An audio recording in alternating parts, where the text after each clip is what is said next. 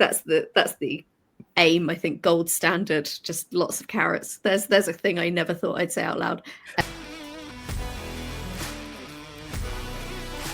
Hello and welcome to Spotlight Indie. I am H.L. Tinsley, full-time author and part-time Fraser Armitage stunt double. We are back to speak to Emily Inkpen once again. She is joining us for the third section of our interview, and today we are going to be troubleshooting some writerly problems. But before we dive into that, I would like to once again thank my wonderful co-host, Alex S. Bradshaw, for being here with us to impart his wisdom and advice.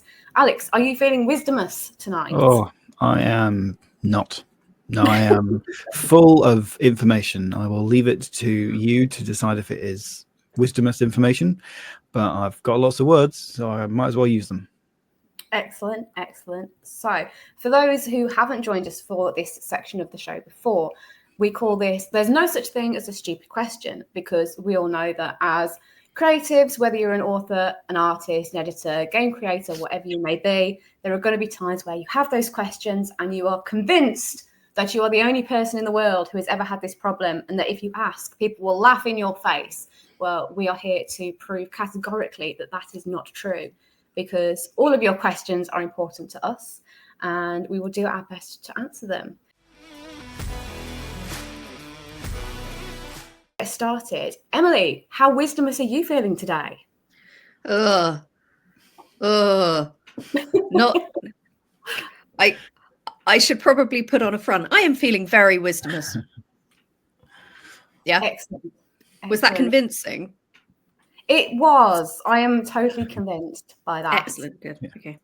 And more to the point, I think with something like this, it's nice for people to know that actually we don't have all the answers. What we're here to do is have a discussion, chat things through, and we'll see what comes out of that conversation and what new perspectives we can unearth. So, what are we talking about tonight? That is the question. What are we talking about is the question I ask myself most days. However, we are specifically talking this evening about getting through those periods in your writerly experience or your creative experience where your engagement drops off. We've all been there.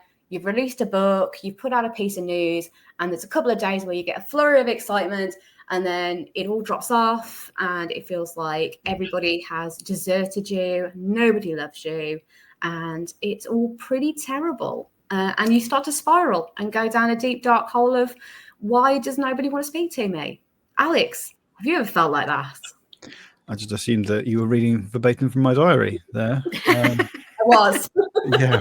Yeah, I absolutely have felt like that. It's the blessing and the curse of, how connected and social media orientated we can be at the moment. Because you set out that bit of news, say, oh, I've just, finished this, I've just released this. And you do get that flurry of likes and dopamine and everything. And then even if it's, 2 days later, you just, make a post that says, oh, it's cold today. And then nobody reacts to that. Your brain will treat it the same as, if you've posted that on Bluesky or wherever at 6 a.m. because you've gone to take the dog for a walk. Obviously, no one's awake. It's just you sort of saying a thought out loud, but you react to that in the same way as if nobody loves you. And that's not true. That's not true. We love all our indie friends, so take from that at least that we love you. We do. But for those times where you are feeling a little less loved and you want a little bit of advice on how to reconnect with people and re-energize yourself, Emily, I would say, in my opinion, that you arguably have a very strong online presence. Are there ever times where you get that feeling of, oh, it's just not connecting or the engagement's dropped off? Yeah, normally when I post something that's really interesting, which is the worst thing ever. It's like you spend ages writing a series of blogs that are going to be really useful to people, and you post about them and you get 3 likes. And and sometimes that's algorithm stuff, and I try again. One of the best things I do sometimes is take a screenshot of the original post and then say, algorithms hating me, you can find the link on my feed, here's a picture of it. And normally they do actually do better, but it might whether it's the algorithms or not, or whether it's because everybody gets the frustration of social media and the frustration is in that second post, and that helps, that like that sparks sort of like, you know, sympathy in people. I will say that I have found some of your, I think it was like writing female characters, which was really interesting, and I'm very glad that I found it and went through and read it. But I think I found that because you'd done one of those screenshots, be like, I posted this earlier and no one seemed to be listening, so I was like, well, I wasn't on earlier, but I'll look at it now. Yeah, it can really help. Another thing that I've sometimes done is, okay, I announce a week of like a theme, and one of the most fun theme weeks that I do like once a year is controversial opinion week. Okay, except none of these are high stakes. One of my most successful tweets was pears are better than apples. Honestly, like that one went crazy. And the thing is that what that does is like, then the next day it was like popcorn is overrated as a snack and should not be allowed in cinemas. Okay, again, not high stakes at all, but this is controversial opinions, and it's fun because you don't get any crap for it on the platforms. It's really not high stakes stuff. You're not invested in it, but it gets your engagement up. It can be quite fresh on the feed. You're doing something silly, but you know, it's sort of reminding you what social media is all about at the end of the day. It's having fun. And then amongst all of this, you can be posting other things, but having that theme, it sort of takes the pressure off being original. It takes the pressure off, you know, because at the beginning of the week, you can just write out a whole bunch of crap that you don't really care about. So like a whole bunch of opinions, 7 of these that are worth absolutely nothing, but are a bit silly. And every day you just post one and you don't have to think about it. And I don't know about you guys, but bandwidth is limited, you know, like the amount of stuff that people do like every day, it just blows my mind. Like I see people who are full-time influencers and I just look at them and get burnt out. You know, it's just awful. So the things that you can do that minimize the amount of work, but maximize the amount of fun and engagement, the better. And then I always do this thing where I don't post anything asking for things, or like if I'm posting too much about the stuff that I'm doing and it's all too serious, I always make sure that I post silly things in equal measure, because not everyone's going to be interested in Dex Legacy. Not everybody is, but you know, like they're there for the silliness there, and you know, and at some point maybe I'll do something that sparks their interest, and then they'll get behind me, and you know, they're behind me because they happen to agree that pears are better than apples. I don't care if they get on board with my Kickstarter next time around because they thought that was a great opinion. I'm there for it. So yeah, that's it's one way of doing things. No, definitely. I think it does read into that situation that I think we've all been in, where it's often the post that is the silly, ridiculous thing that gets the most likes, and it can be so frustrating when you're talking about, you know, this exciting project you've got going on, or a book that you've got coming out, and you've got no likes, and then you know you might post something about the joy of broccoli, and all of a sudden 100 people want to talk about broccoli, and you're just thinking, well, why don't you want to talk about my book instead? But the point is don't worry about that stuff. Lean into it. If that is what is working for you, don't shy away from the silly stuff. No, it's all. Oh, go on. Sorry. Sorry, I'm only going to agree with you, so I'll just do that quickly. I think it's as you say, it's that sort of connecting with people.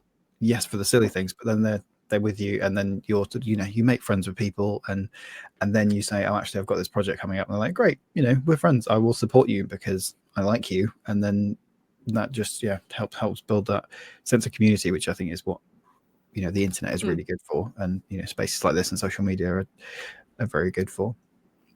It's all about organic. Like I've worked in marketing quite a lot, and the organic sort of traffic that you get, which is not measurable. So a lot of the time when I'm working in companies and they say, oh, we want to know, like, we want to get conversion rates and things, and it's like they want conversion because the numbers of buyers is what you can show on a graph, but anyone who has any kind of nous knows that it's organic sort of traffic that is a better solid foundation for success, because as soon as you've got a solid audience, when you post something that you need to sell, you've got a solid audience to post it to.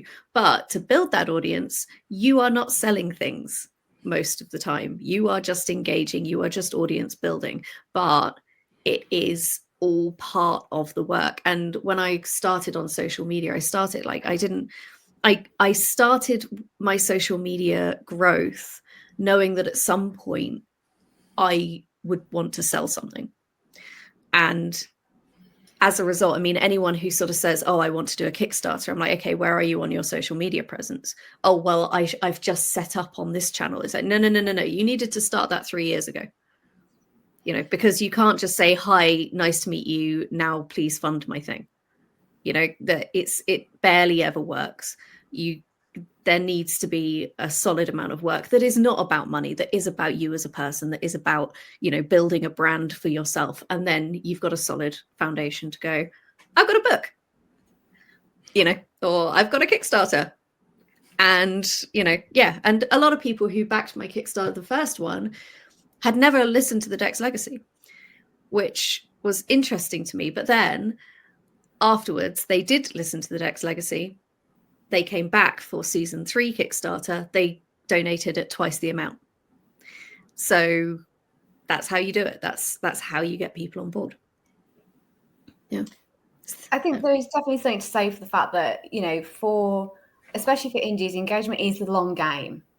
So it is a case of there are going to be times where you are going to be spending 6-12 months building up to something. But we all know that is not always the reality. There are going to be writers out there who are coming in as new debut writers who are going to want to build that engagement. So in terms of the things that you see that are pitfalls that new writers tend to fall into, what are some of the mistakes that people should be avoiding? Because let's face it, we all make them in those first few months of putting a book out. We arrive and we say, here's my book, please buy it. And then we all get very upset because nobody does. So how do you avoid those pitfalls? I feel like you're being generous saying that I only make those mistakes once. I'll definitely make those mistakes again and again. I think that there is, for writers, you want to feel like you're offering value, authors and writers and everything. And I think there can be, in terms of a garnering sales perspective, you feel like you want to offer something useful. And the thing that we know about the most really is writing, so that you offer that on your blog or wherever you're going to do it. You say, well, this is how you write Act 1. This is how you plan your book. But that's not the audience you want to, they might buy your book, but that's not the same audience as the people that are going to want to, that really are just fans of the genre that you're writing in. So I think that can be something to be wary of. Obviously, you do want to be able to talk meaningfully about these things, and that's the sort of thing we're doing here to sort of help your fellow authors. But I think it can be, you can focus too much on that, and you're creating a different audience than the one that would buy your fiction books if you were just putting out non-fiction sort of blog posts and things like that. So don't do that. Yeah, I think one of the biggest investments that you can make as a new writer, a debut author, is to invest that time in really researching where your audience is. Because a lot of the time what I see is people have the right idea about engagement, but they're putting it in the wrong place. So you may have authors who come in and they're pitching their book and it's got everything going for it. It's got a great blurb, it's got a great cover, it's getting good reactions, but they're pitching it to maybe an audience that doesn't read that genre, or they're pitching it to an audience that is comprised primarily of other writers. And yes, as we've said, other writers do buy books. But what you need to do is to have that net you can cast into other areas as well. So, if you're writing a book that would suit fans of TTRPGs, for example, then go and get invested in the gaming community and go and engage with them. And not just in the terms of, oh, here's my book. If you like games, you'll like my book. but actually going and engaging with, here's the games that I've been playing this week, and these are the ones that I recommend, and just kind of chatting and just broadening that scope. But you have to have that really defined idea of who your audience is before you start.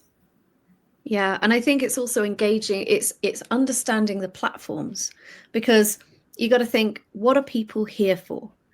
What do people come to Twitter for? What do people come to Bluesky for? And it's not blog posts. People don't go to Bluesky hoping to find a blog post that's going to take half an hour to read. They're scrolling through it to find silly things that they can comment on or like within 30 seconds and then forget about. That's what people are there for. So obviously you want to, I mean, the way I see it is sort of like lost leaders. Like, I build this this sort of personality online. The blogs and stuff that I post, I know that on social media they're not going to get that much traction, but what that's showing to people is that I have depth and value to add. Whether they click on it or not is kind of irrelevant. They've seen that I've got a blog post up there. A few people have commented, probably because 3 of them clicked through and actually found it useful, but otherwise, not. But just because barely anyone clicked on it doesn't mean it hasn't been seen. Doesn't mean people who are following you haven't recognized that okay, so she's contributing. That means that you're building this persona. I'm somebody who has fun. I'm somebody who contributes. They've never clicked on a thing in their life, but they know that about you. And that is important. And then when you talk about things that are more serious, they might have never read anything that you've ever written, never read any of those things, but they pay attention because they know you do it. And so it's sort of like a lost leader. I know that Twitter is not the place to post blog posts if I want people to read it, but I still do it because it's setting up the persona and it's telling people that I've got stuff to offer. And so it's all valuable, I guess, is what I'm saying, is that even if people only see it and they don't interact, they've seen it. And that's almost as important. And it's really depressing. It's like the iceberg thing. It's like the top bit is the stuff that actually works and gets interaction. The rest of it you feel like is just there, but it does make a difference. It supports the rest. So yeah, absolutely. I think one of the interesting things that maybe people don't tend to consider as well is their own positioning within the community that they're trying to engage with. So we've mentioned the fact that some people go on and talk about writing. Now, for me personally, I would never position myself as an expert in writing, even though I love writing and I've been doing it for a long time. I just don't feel that is part of who I am going to become in the community. I'm never going to be that person that says, this is how you write a book, let me help you through it. What I am happy to be is to be a cheerleader for the community and to be that instigator that, motivates people and tries to make people feel better about that. That's my positioning within the community. And I engage with people in that style and in that dynamic. So I think finding that, who am I within this community is really going to help with your engagement, because it's going to help you be more consistent, and also it's going to help you to be more authentic as well. I don't know if that's something that you guys have ever thought about in your own kind of writing experience. Yeah, I mean, I think that's a very good point. And I think, as you say, I try not to share like, oh, this, this is how you write X, Y, Z, because as you say, I'm constantly learning, and I think that I would rather cheerlead people and say, it shouldn't be difficult for a writer to be like, this was my favorite book this month or this year or however. Obviously I appreciate everyone's busy, so reading speeds are different, but you should be reading at least some books in the same genre that you're writing. So you should just, even if you just are making a post every now and again that says, this was amazing, or I love the cover. You don't even have to read them. You can just say, this looks amazing. I have got a copy. It's it's on my shelf, but I can't wait to get to it. And then you're just putting that positive energy out there. I think that for me that's what I try and do, because I think I don't like to post negative reviews on things. If I didn't enjoy something, I'll just quietly put it to one side, because it's all I am very aware of how much work it took to get something that didn't sync with me, but it's going to sync with other people. So I don't want to put myself in that position. But as you say, you want to be aware of the energy you're putting out there. Yeah. I mean, obviously I do sort of say, like, give advice to people and things, you know, because I mean, that's sort of most of the time it's exercises. I sort of see it as you're putting more out there that people can like dip into. Whether they find it useful or not is, you know, completely up to them. I mean, I've read books on how to write.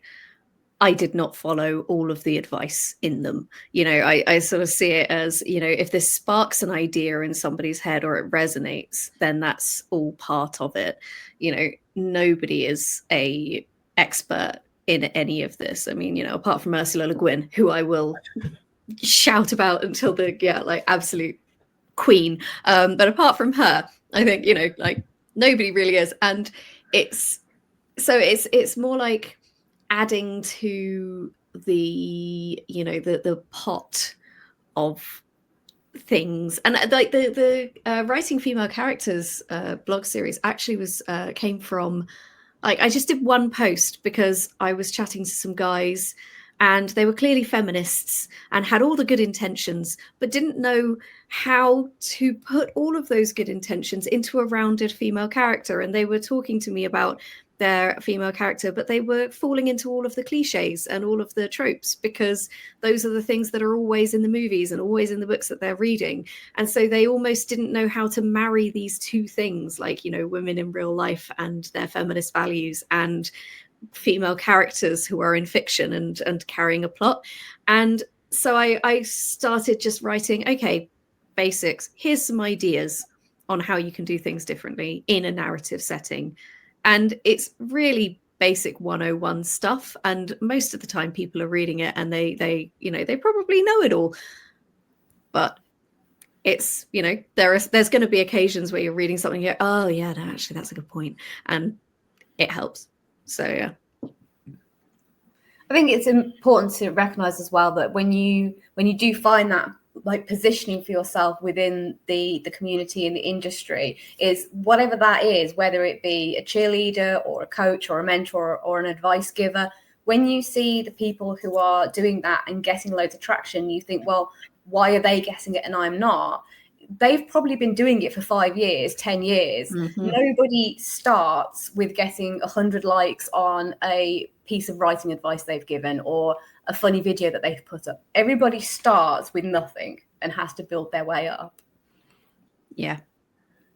And that consistency of whatever you want to, you know, however you want to position yourself in the space is very important, because people will look at you and think, oh, if I read this, or if I find this useful, there'll be more. And, you know, I've got a backlog. By the time they find you, inevitably you'll have a backlog of stuff that they can come and find. And yeah, they'll follow you for more of the same. But yeah, once you've proven that you can do it is key. Not doing, you know, what I am guilty of in certain channels, and just say, oh, you're definitely going to do this year. Every week, come here for a new recommendation, and then as with many New Year's resolutions, it falls away and you've got 2 of them, and then you haven't proven yourself there. So yeah, agreed. Yeah, I did a similar thing with TikTok. I set out with really great intentions about a month and a half, 2 months ago, and I promised a series of videos. That was the last video I posted, which was about 6 weeks ago. I haven't done another one yet. I can't bring myself to. Honestly, TikTok is just one of those things that's just I have very little bandwidth at the moment as it is, but TikTok is one of those things that is like, you know, I should. Yeah. But then that's, you know, that falls into what we're saying, just being very intentional with, you know, if you're finding that you don't have the bandwidth for a certain platform, or that you don't really gel with that, there's no point in spending time trying to engage with that platform, because you're just not going to do it very well, and it's maybe not going to do you any good either. So you're better off trying to pick the platforms that gel with how you want to engage, and sticking with those and building your platform there. Yeah. So we've sort of covered off quite a lot there in terms of the social media element of it and engagement as an author or a writer or creative. Let's jump a little bit into engagement with the book itself, or with whatever piece of work you're putting out there. So we see it a lot, people getting upset or stressed out because they've put a piece of work out and they've got 10 reviews within a week, and then all of a sudden there's no more reviews. They get stuck at that point and they can't get past it. So what I would like to know from both of you is, how do you reignite that engagement with the piece of work you're putting out? And if you are stuck, where do you turn to get that engagement back? I'm going to jump to Alex first on this one. I think I'm going to sort of nestle my answer in something that Emily's already kind of covered, in saying that, you know, putting out a lot of posts and, you know, engagement and other things, but then I do see people just asking for reviews and just saying, you know what, this is really useful. You know, if you like the book and you've read it, you know, or, you know, however, if you want to leave a review, that'd be really helpful. Thanks so much. And then sometimes people also, you know, you can see the numbers of the reviews on like Goodreads or Amazon and say, oh, I'm nearly at double figures, or I've nearly hit 30 reviews or something like that. So that can be a good way to do it. It's probably something I should do more often. It would be nice if I hit 20 for either of my books, but that's fine. So I tell you what, if you're watching and you'd like to review my book, you know, 5 stars is fine. Just go and do that. You know, we'll wait. Yeah, no, we'll read past. But yeah, I think just asking, you know, I think people forget, like, especially readers, you might just forget that actually that's a really useful thing to do, and not appreciate that behind the web pages are all these algorithms that actually, once you hit a certain threshold, or if it can see that people are engaging with it, it will push it a little bit harder. So that's one tactic. Yeah. So, I mean, for me, I mean, I guess it's like bandwagon stuff, isn't it? So, like you just said about posting saying I'm almost at double figures, or I'm almost at this. People like jumping on. People like helping you get to a milestone. People like being the one. It's like, you know the pleasure factor of when you like something and you are the like 50th person to like it, and you're like, oh yay, I just got it to a round number, and it feels nice, right? So if you say to people, oh yeah, you know, like I am almost 20, you know, reviews or whatever, people will get a kick out of being review number 20, you know. Or you could do like if you are review number 20, you get something, or something like that. I don't know, like you know, that keeping things positive is important, because if you're just asking people for things all the time, or if you come across, this is why social media sucks, is because you have to always be so up all the time. But if you come across as negative, or as a downer, or as this is really hard, it's honest, but people don't have the energy for that in their lives. Like, they're already feeling like that in their own lives, you can almost guarantee it. So when they go to social media, they need people who are up, they need things to make them excited. And so what you need to do is give them up, and that's like, you know, encouraging to do this. I'm nearly there, look at me doing really, really well, you know, get on board, help me do better, stuff like that. That's really sort of like, you know, mixing a positive message with a goal.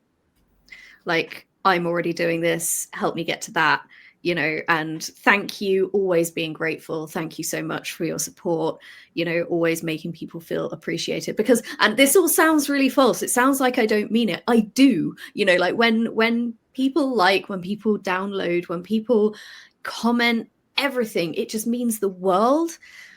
When you're on social media, you need to make it clear that that means the world, and that means being up about it, that means celebrating it, that means, you know, like, and it's the carrot and the stick thing, you know. You want way more carrot in your presence online than you want stick, you know, like you don't want to look like you've got stick at all, really. You just want to be a big pile of carrots, you know. So that's, you know, that's the aim, I think, gold standard, just lots of carrots. There's a thing I never thought I'd say out loud ever.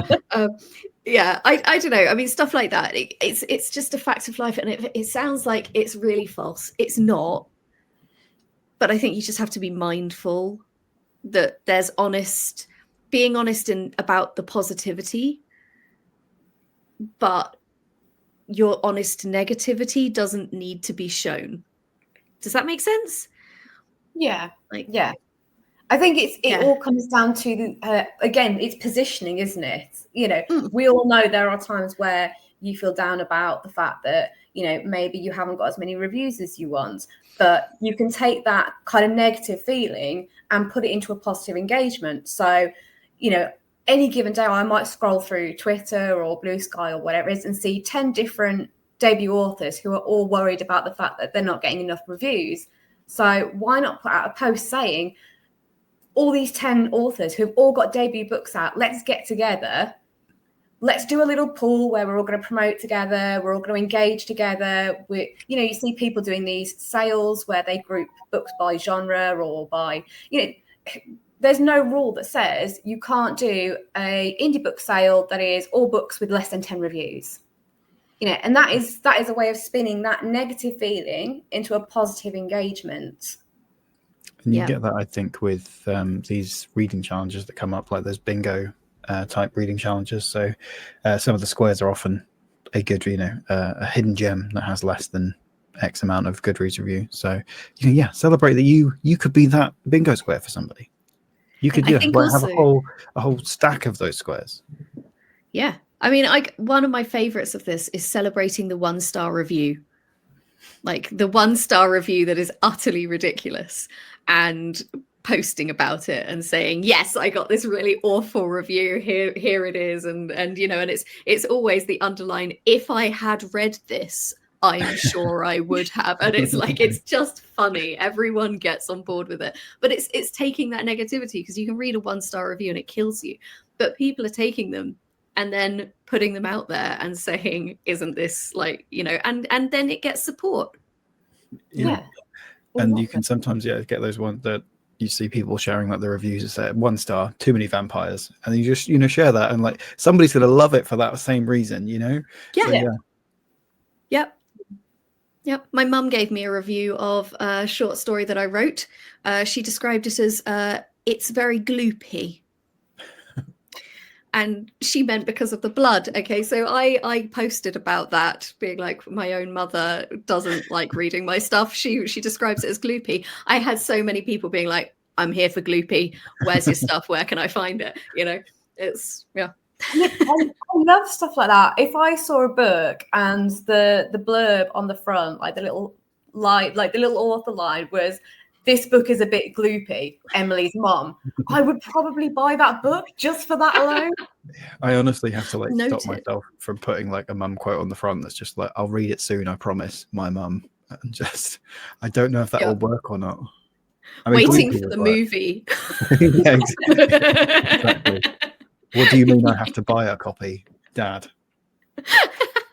I think I actually genuinely did this once with, I think it was with the second Vanguard book, actually, because I remember I put a social media post out with it was like a little graphic with different snippets from reviews where I put like, oh, so and so author says this because this and this, and then the last one on it was, you wrote a second book, when did you write a first one? By my aunt, which was genuinely something she said to me, and that post got loads of engagement. So stuff like that absolutely can work. It is just a case of, it's trial and error. And I think that's something to remember as well. In the indie sphere, you have movement for trial and error.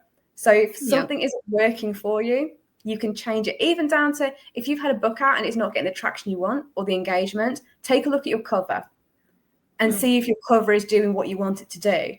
Because it could be a case of changing the design or changing the way that you advertise it. And you can try all these different things and try them one at a time. Don't try more than one thing at once, because then you don't know what's worked. I've learned that from experience. Yeah. But you know, there's the freedom to be able to experiment and go, okay, well, that worked and that didn't, or that got me engagement or that didn't. So yeah, just try new things and be creative with it. Yeah. In the tech world, you call that iterate. And, you know, it's like I actually use tech terms because I started out in my career working at tech startups, and tech terms are quite useful for in terms of like changing your mindset when approaching writing. So it's like beta readers. I call it beta testing, because you're basically sort of putting it at a potential audience and saying which bits left you blind, which bits like didn't interest you. Imagine giving a phone app to somebody and being like, okay, could you find the menu? Could you, was that button clear? You're basically doing that, but with a book, like it's the same process. And yeah, apps iterate. You're iterating the whole time. You get feedback back that doesn't work, you change it. You put it on the to-do list, you make a ticket, you bring it through. It's you can think of it like that, and it almost makes it into, I guess it makes it into a product. You're sort of taking yourself away from the art. You're looking at it as a product. Is this working? Does the product work? Do people know where the menu is? Is the button clear? Are we getting to where we want to go? Is this actually making a person's life better as a product? Is it performing its task? It can be a fun way, like if you need to get distance on something. Yeah. I think that's saying it's a product, and as you publish something and become an indie creator in any sphere, you suddenly take that step from, I just was writing this for fun in the corner. Not that it doesn't have to be fun, but you do, if you want to sell any copies or get any sort of readers, you have to make that kind of step to looking at it a little bit more like a business and more like a publishing house. So as you say, like, think about it like a product. Maybe, think about just take half an hour and think like, well, how would a publisher approach this or something like that? You can just look at it in a different way that might spark a few more ideas. But I think also one of the other things we've been touching on, I think you were saying, Holly, there, is that I think honesty with those quotes from your aunt or whoever, and you can be positive and put a positive spin on it, but being like honest and genuine with who you are, saying you want to present yourself in a certain way in the space, but people also want to connect with you as a human being. This is why we make art, to connect with other people's souls. Like, this is why I love storytelling and all things of that nature, because as far as I'm concerned, it's literally magic. Like, I've written squiggles on a page, and then you get emotional about those squiggles, hopefully. So just take joy from it and just try and be genuine, that you're connecting with people on a very human level, because we're all here to just to do that, to enjoy things as humans. Yeah. And that actually brings me very nicely onto my next point of discussion, talking about the human connection. And that is, just to be controversial, I think that we all tend to forget that engagement does not start and end on social media. So I think that we all get bogged down on this. We need to be on these social media platforms. We need to be talking to people online, where there's a whole world out there that we all tend to forget about, that is full of opportunities to engage. So prime example is at the Spotlight Indie event last year. We were all there. We all engaged with people who we would probably never have come across. And the chances of those people finding us online, unless they already knew about us or were looking for our books, would be minimal. But we actually forge those connections by going out and talking to people. And, it doesn't have to be huge conventions. It can be small local events. If you've got a local book club, get in contact with your local book club and say, I've got this book that I've written. I really want to get more eyes on it. I will give you copies if you want to make it your book of the month. And then just give it to them and let them read it and do what they will do with it. There are so many ways outside of social media that you can connect with an audience. So my question for you guys is, Emily, obviously, because you do audio, you're connecting with a very different sort of audience. Do you have those in-person interactions with people at events? Because I know you do workshops and things, don't you? Yeah, I do workshops. Normally they're with other writers or people trying to get into making audio drama. So the weird thing about the Dex Legacy as an audio experience, and I can share this because it is a mystery to me. Like, I'm in this situation. I don't know the answer to this. Okay, so we're coming up to 300,000 downloads around the world. Okay, for Dex Legacy seasons 1 and 2.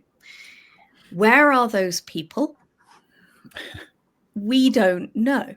Okay, like, we know that there's a lot of lurkers wherever we are, they lurk. But when it comes to followers on social media, we've only got like 400 followers on Twitter. You know, we haven't got that many. It's not like we can contact them. So Kickstarter was the first time that we really started to be able to get into contact with these people.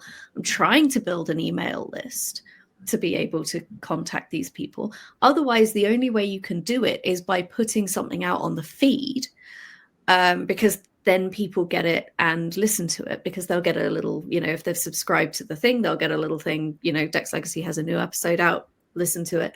And so we do sort of announcements about Kickstarter, or, you know, like we do announcements about forthcoming things on the feed. Then you get engagement, but we don't know whether people act on it.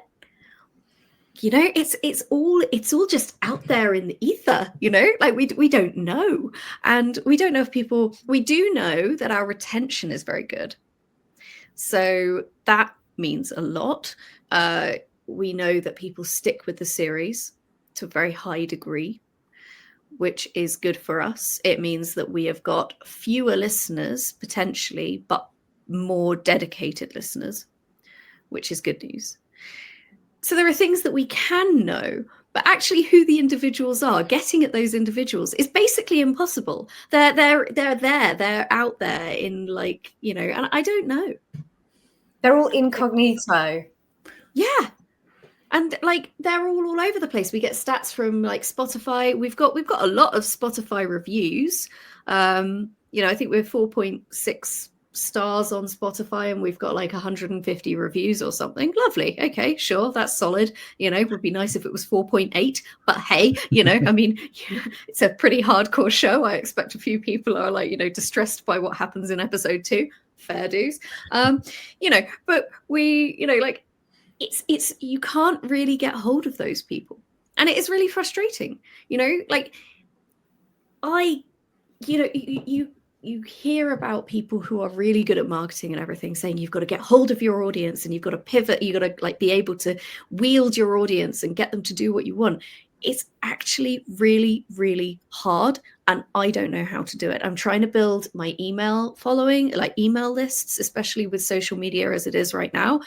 I'm looking at branching out, really want to do that. I've done some stuff on YouTube before. YouTube is really hard work to build because, you know, videos take a long time to edit, plan, you know, do all of, you know, you're writing, you're filming, you're editing the video, you're uploading, doing that on a regular basis. Hell, unless it's your full-time job. So it is really hard. Email, I really want to get more people on email, but again, it's hard work. You've got to then try and convert people to email. How are you doing that? How are you getting them to like make that leap? You can listen to all of the advice in the world, but if you can't see where anyone is, you know, like it's, yeah. So I don't know. I think that was just a big bucket of, I have no idea what I'm doing. So do you guys remember the Josh Wars, which was an internet thing a few years ago? It's ringing a bell, but I'm not. I've never heard of this. What?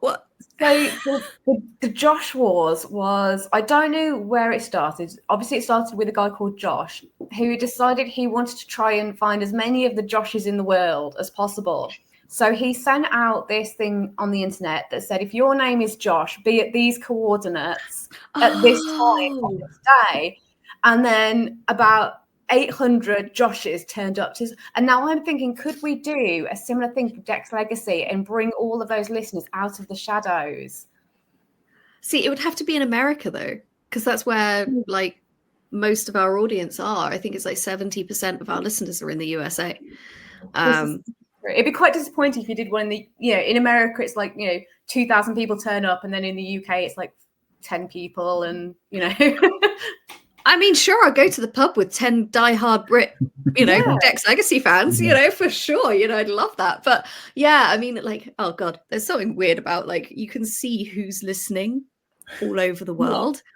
And suddenly you'll get like 12 listeners in some tiny town in the United States that you've never heard of in your life. And you can just tell someone was at the bar one night and just said to people, you know, oh, you got to listen to this thing. And then suddenly there are 12 individuals in this place, you know, full population 12,000 or something, but there's 12 people there who have listened to every episode.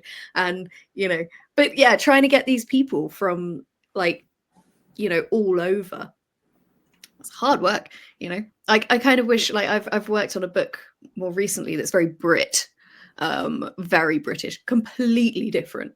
So Dex is all like far future stuff. This is immortal beings, and it's set in Basingstoke. You know, like it is really, really different. And you know, like if I got an audience for that, that would be a lot easier to sort of say everybody meet at this place, because it's going to be Everyone meet in You Basingstoke. have to go to Basingstoke.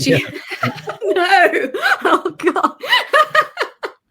It's all right. It's only up the road from me. I'll be the first one there. Yeah. Oh, brilliant! Yeah. Yeah. Like I'm pretty local too, so you know. Yeah. It works out perfectly. But I think just that what you were saying about the engagement and what you were saying there, Emily, about the like the numbers on social media, I think that's I think that's something really important, that you can't control where people are listening from, what platforms they're on, and that's a good reason to try and have like your own email list. That's the advice is always that you control the email list. So if for some bizarre reason people are leaving certain social media in droves for whatever reason they may have, then they can find you on these, you know, they can sign up to the emails, and then you can email them directly and say, look, this is what I'm up to. And then I think, as you were also saying, Holly, that the real world is out there as well. Like, like near me, there's a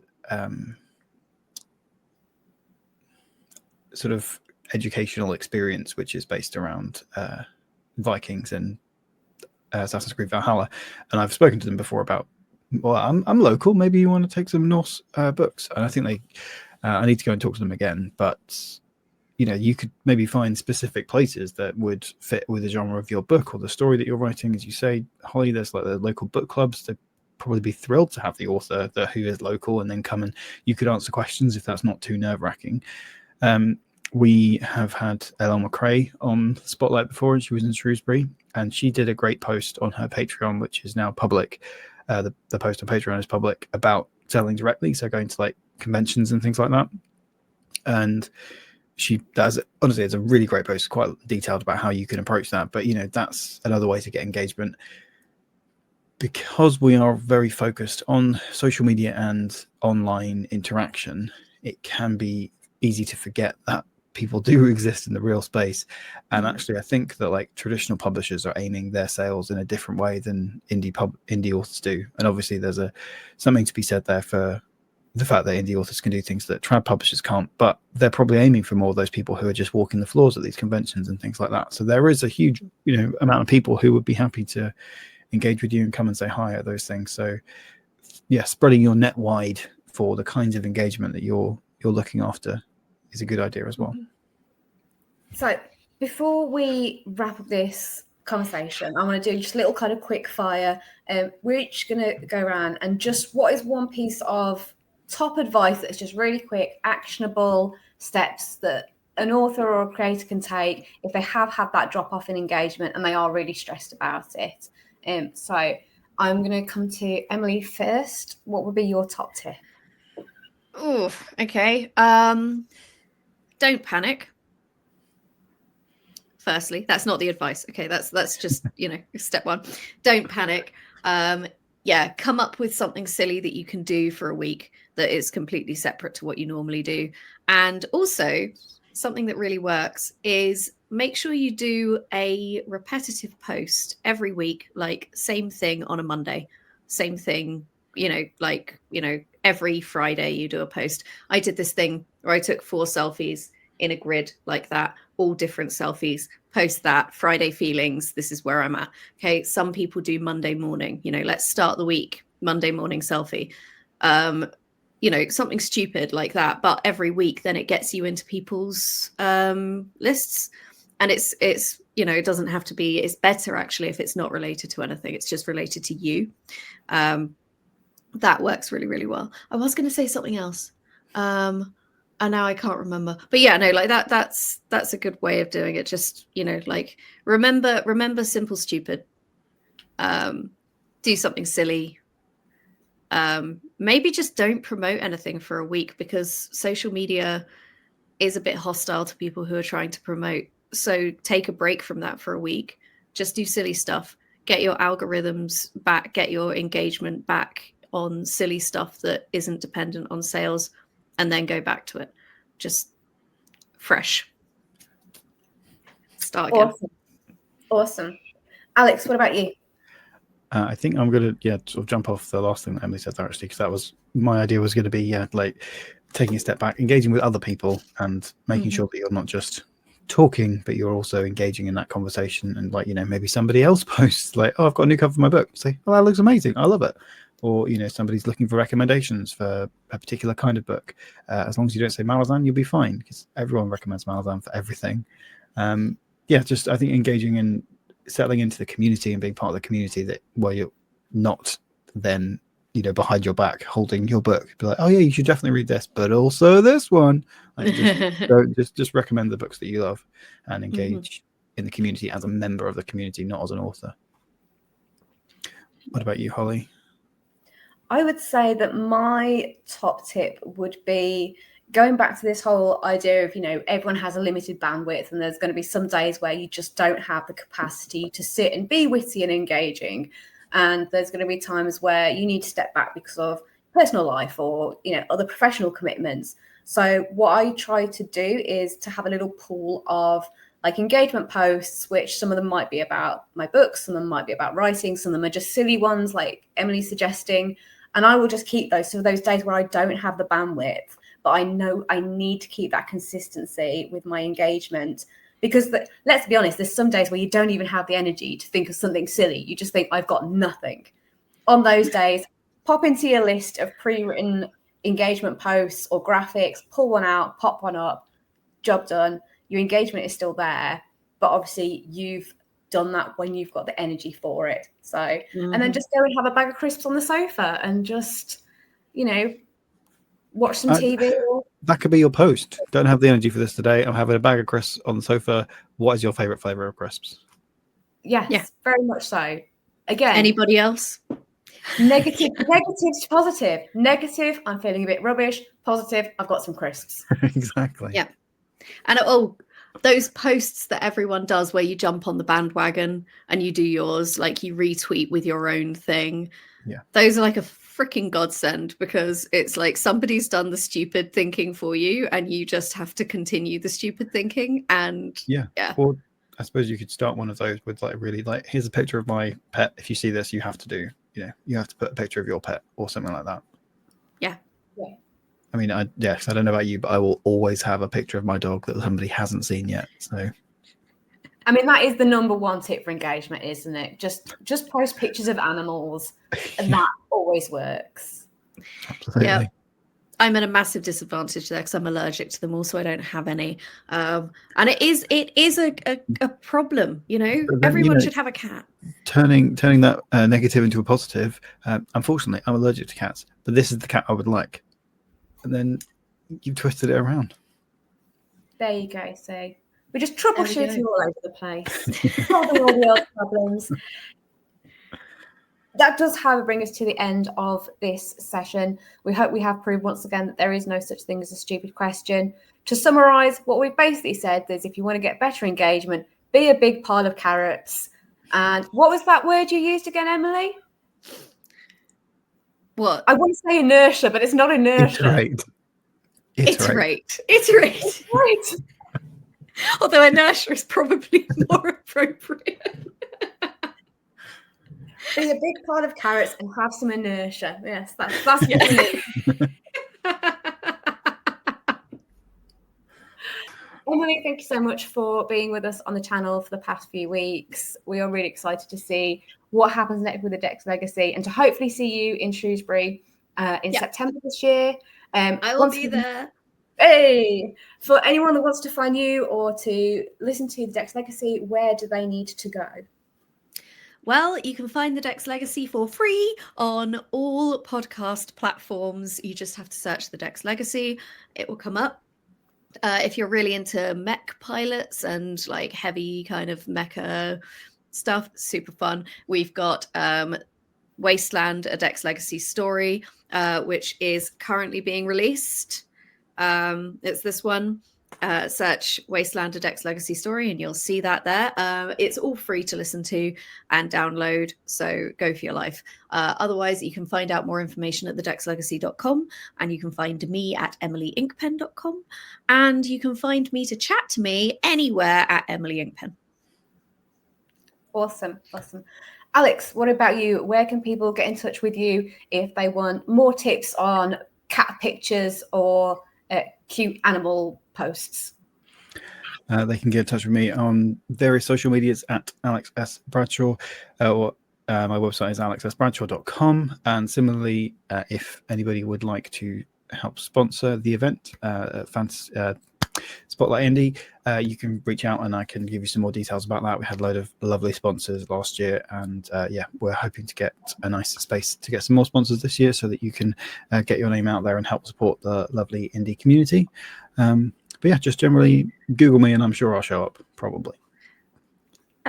Just as an potential insert here, I just want to add to that then.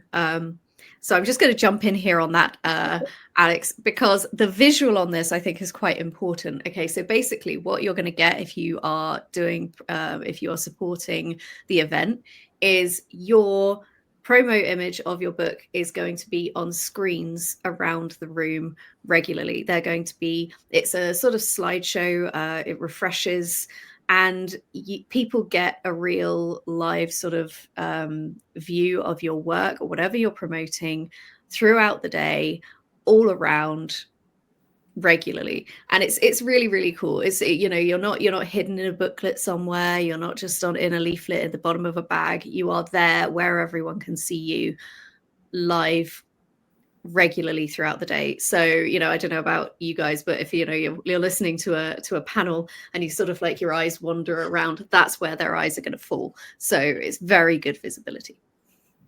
Oh, thank you very much. I do actually remember at the event finding it really like heartwarming how many people were stopping and getting really excited when they saw like their book cover or like their logo popping up on the screens throughout the venue. That was great. That's really cool. Yeah.